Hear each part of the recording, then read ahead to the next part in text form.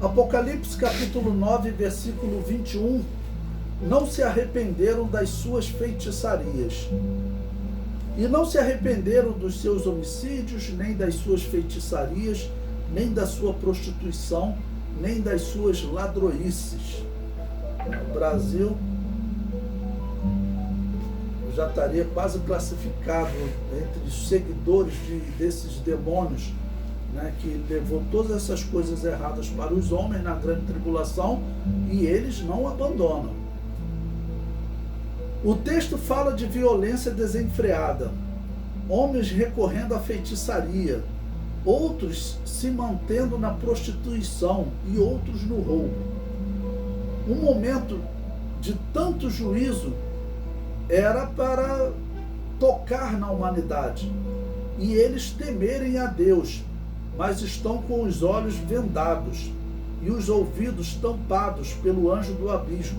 Eles não conseguem ver o verdadeiro caminho para se livrar do sofrimento. Nos dias de Jesus, os israelitas estavam assim com os olhos vendados. Eles não conseguiam ver, por isso rejeitaram o Messias. Nesse momento aqui da grande tribulação, como parece que já estamos na metade da grande tribulação, e Deus então está permitindo que esses demônios venham a agir sobre a terra, esse momento aqui parece que Israel já está se livrando do anticristo, já está se livrando da marca da besta, né? Já está percebendo que ele é o enganador, certamente resultado da profecia das duas testemunhas, que nós veremos quando estudarmos o capítulo 11, é bem provável que elas profetizem na primeira parte da grande tribulação.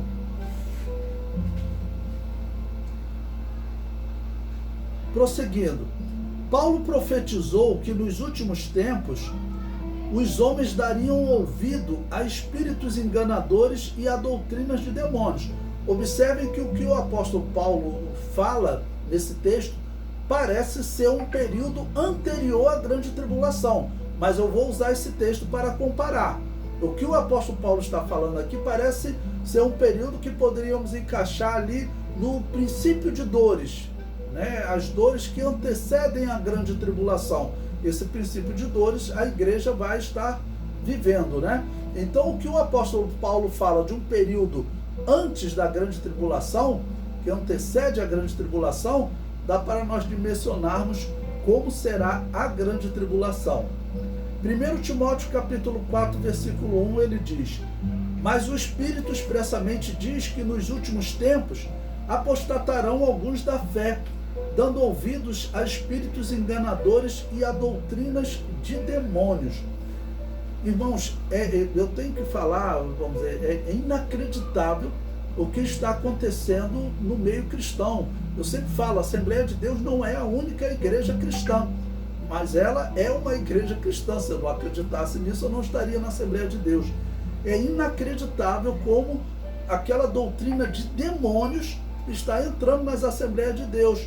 Que doutrina é essa? Aquela doutrina criada por Nimrod e Semíramis, que dizia que a humanidade é uma vítima de Deus, né? E essa doutrina que ela entrou, vamos dizer, no meio cristão, nas denominações daqueles que se dizem cristãos, entrou ali no ano 400, através de Agostinho, na Igreja Católica, e hoje uma grande parte daqueles grupos que se dizem cristãos, principalmente os reformados, né? Eles pregam abertamente essa doutrina de demônio. Qual é? A doutrina que diz que Adão e Eva pecaram por ordem de Deus. Se isso fosse verdade, eles seriam vítimas da humanidade.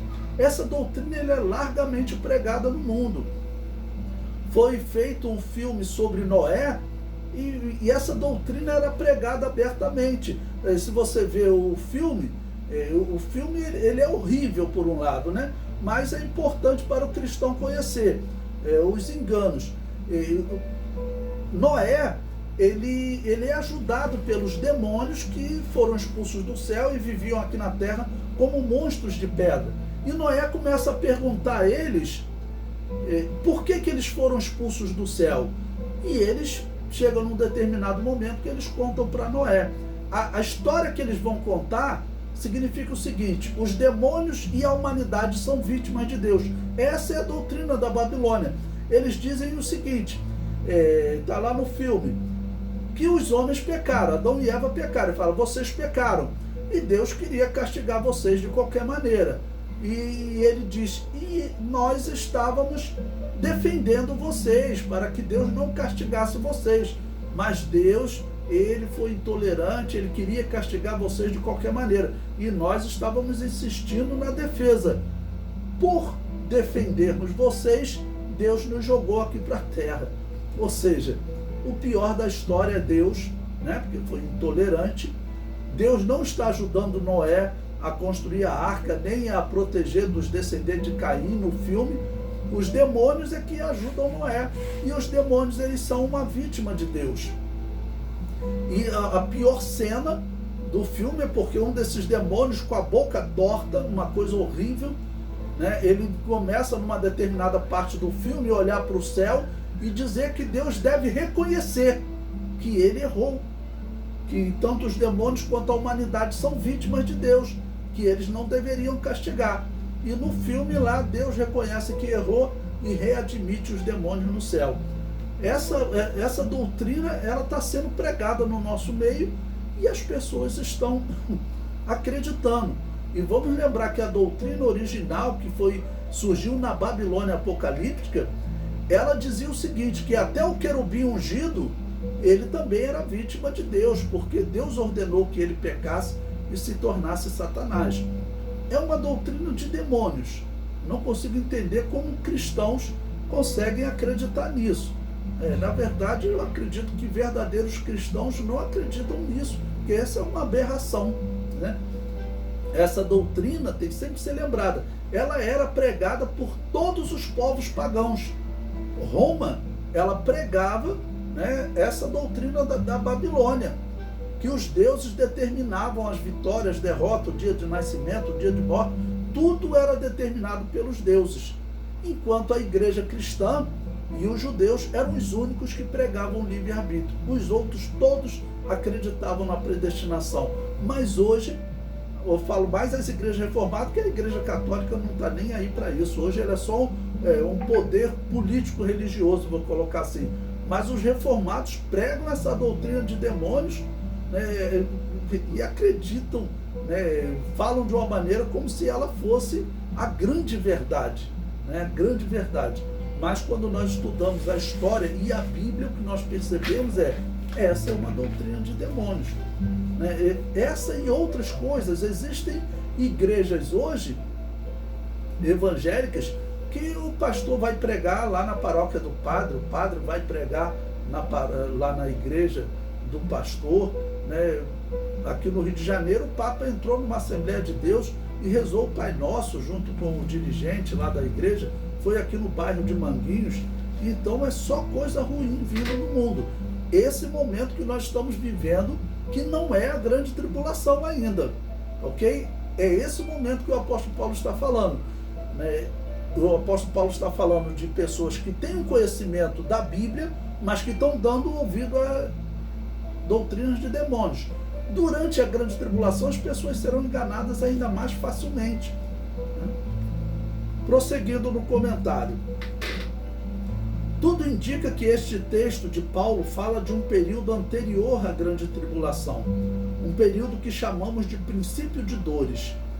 Paulo faz referência a cristãos que estão se desviando e dando ouvido à doutrina de demônios.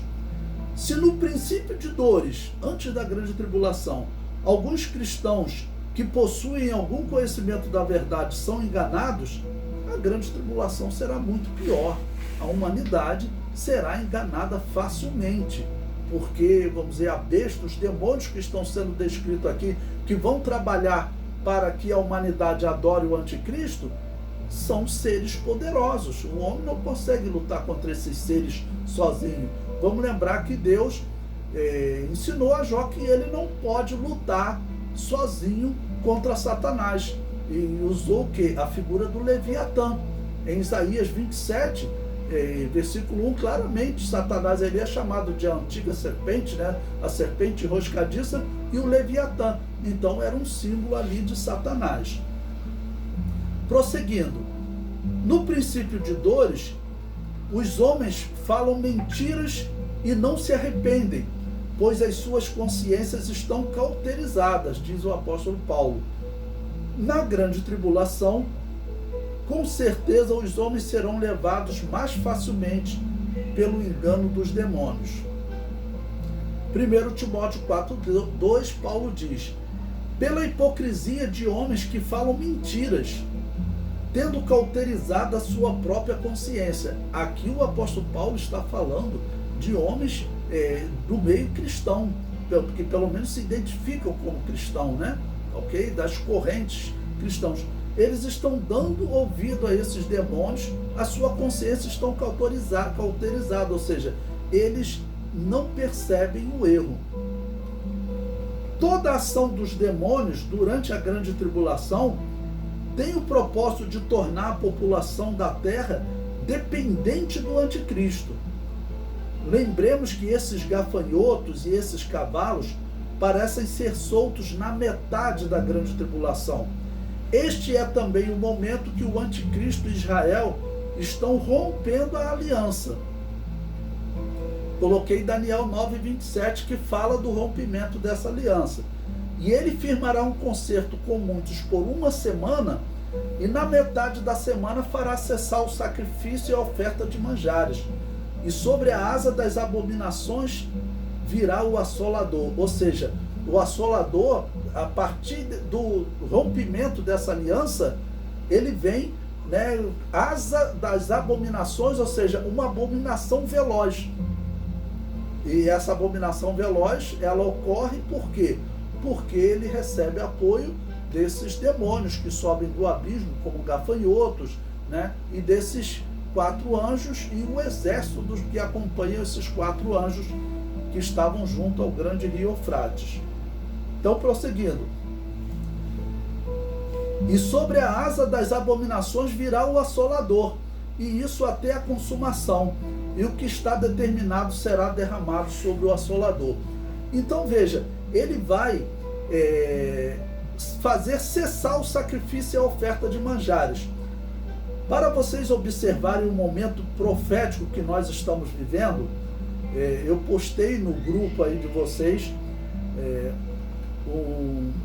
uma publicação do dia 12 de março, nós estamos no dia 15 de março, de 3 dias atrás. Eu postei há 2 dias para vocês. O que essa postagem diz? Diz que os rabinos solicitaram ao governo de Israel permissão para retomar o culto do Cordeiro Pascal, sacrificar o Cordeiro Pascal agora, no dia 28 de março. Hoje é dia 15 de março, ou seja, daqui a 13 dias, eles, se tiverem autorização, retomarão o sacrifício do Cordeiro Pascal. Irmãos, isso não é feito há quase 2000 anos. Eles ainda não têm o templo, mas eles já têm o altar dos holocaustos. Os sinais que nós estamos vivendo são muito fortes. Eu vou ler aqui um trecho da carta que vocês encontram na internet que eles mandaram ao governo de Israel, né? Ao Netanyahu, né? Que é o atual líder. Diz o seguinte: pedimos que fale sobre isso, sobre a possibilidade deles sacrificarem, né? Pedimos que nos permitam, como representantes do povo de Deus, realizar o sacrifício da Páscoa esse ano e todos os anos a partir de agora, para ilustrar e observar a liberdade de culto no dia 14 de Nissan à noite, diz a carta. Bom, o dia 14 de Nissan, ele cai em que dia no nosso calendário? Ele cai no dia 28 de março, né? Vamos lembrar aí que a Babilônia apocalíptica, ela fez aquela mudança na Páscoa, né? Botou a Páscoa segundo as festas pagãs de Roma, tentou mudar a festa judaica. Por que a Babilônia apocalíptica fez isso? A Igreja Católica ela fez isso porque a Páscoa judaica, irmãos, ela faz parte da profecia, dos sinais que nós temos que acompanhar. Então, eu não acompanho a Páscoa católica de jeito nenhum. Na Páscoa judaica, os judeus eles comem a carne de carneiro, né? Principalmente carne de cordeiro. Eles comem a carne, faz parte, né, do culto para lembrar o cordeiro pascal prometido desde Êxodo capítulo 12. Já na Páscoa católica é proibido comer carne, ok? Então é inacreditável, mas eu já ouvi falar de cristãos que nesse período eles fazem o seguinte: eles não comem carne, não é desrespeito ao católico, mas o cristão, até para mostrar que ele não segue paganismo, ele deve comer carne nesse dia, né? Eu não vou comprar peixe por causa da tradição católica. A tradição católica foi instituída por festas pagãs. Então esse pedido dos rabinos que vocês encontram na internet é muito interessante, é muito importante, é profético, né? Porque está exatamente anunciando que os israelitas vão retomar o culto a Deus. Vou ler mais um trecho aqui da carta que eles publicaram, que está lá na internet para vocês verem.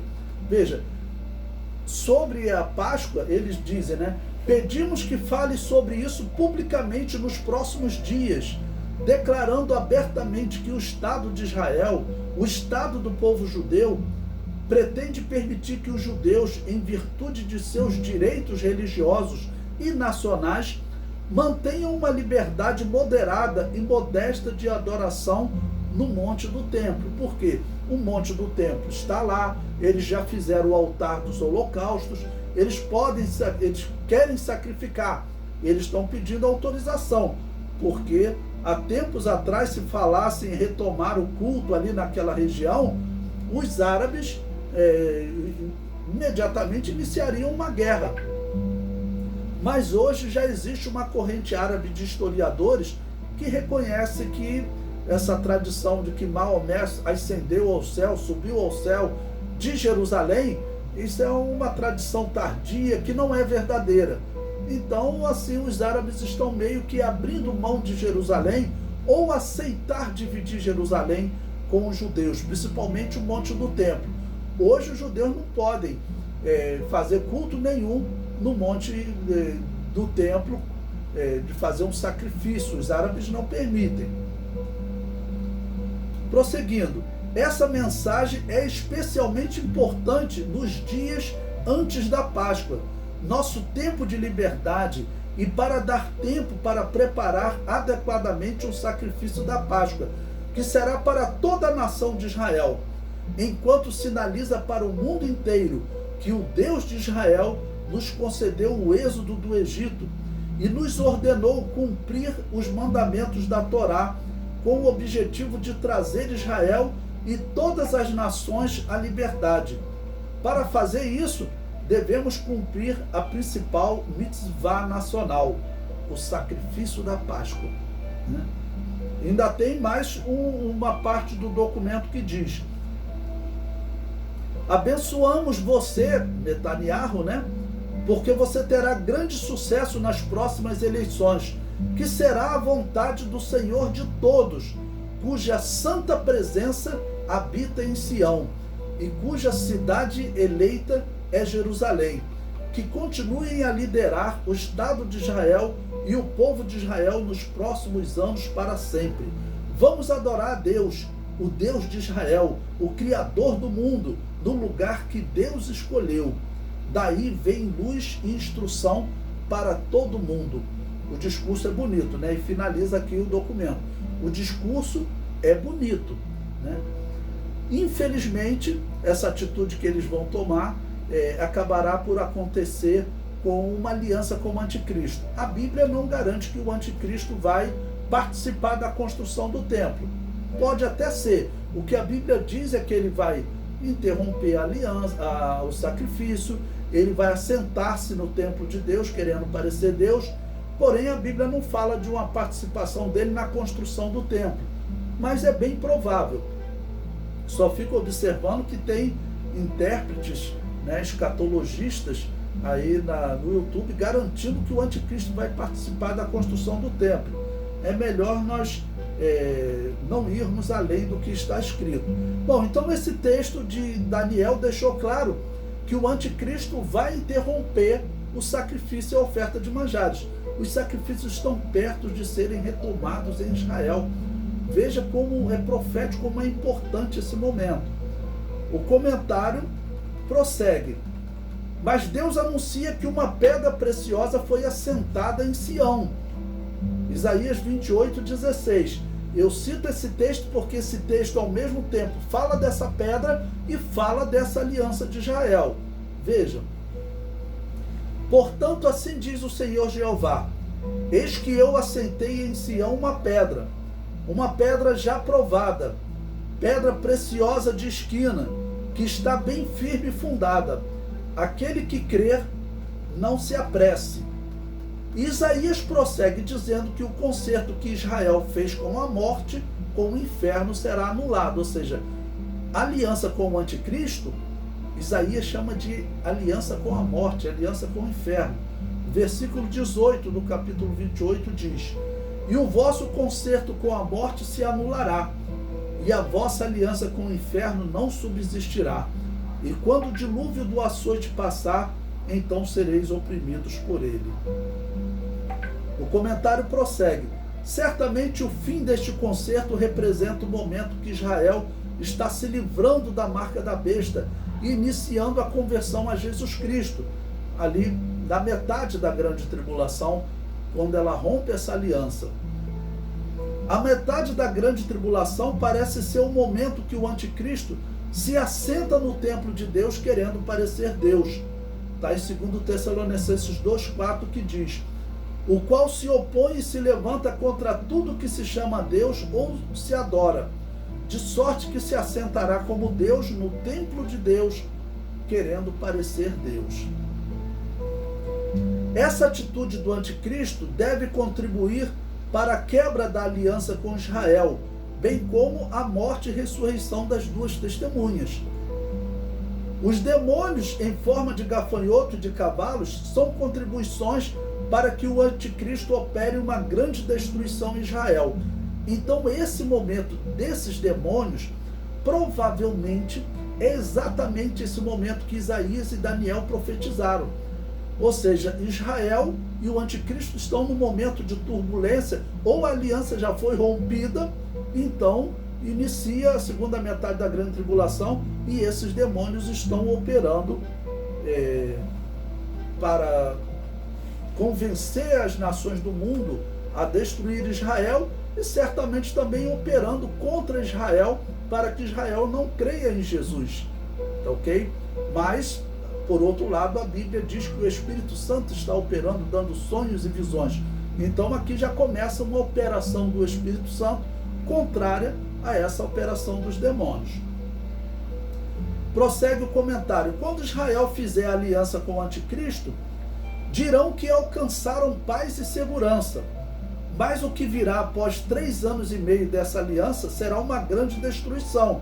Então veja, eu voltei aqui no começo da grande tribulação, quando Israel faz a aliança, a princípio, tudo bem, é uma aliança de paz. Então eles dirão que tem paz e segurança. O apóstolo Paulo profetizou esse momento. Veja, 1 Tessalonicenses capítulo 5, versículo 3. Pois quando disserem a paz e segurança, então lhes sobrevirá repentina destruição, como as dores de parto, aquela que está grávida, e de maneira nenhuma escaparão. Então, esse momento que nós estamos vivendo parece realmente estar muito próximo, o momento em que Israel poderá fazer uma aliança com o anticristo. Israel provavelmente já terá construído o templo nesse momento, né? E hoje nós estamos vendo sinais da construção do templo. Israel já faz discussão sobre a construção do templo, no seu sinédrio, e as notícias que nós temos é que eles estão realmente agora simpáticos dessa ideia, porque há 20 anos atrás o Congresso, o Sinédrio de Israel não aceitaria de maneira nenhuma. Então vamos ficar atentos a esses sinais, porque são muito fortes, muito significativos.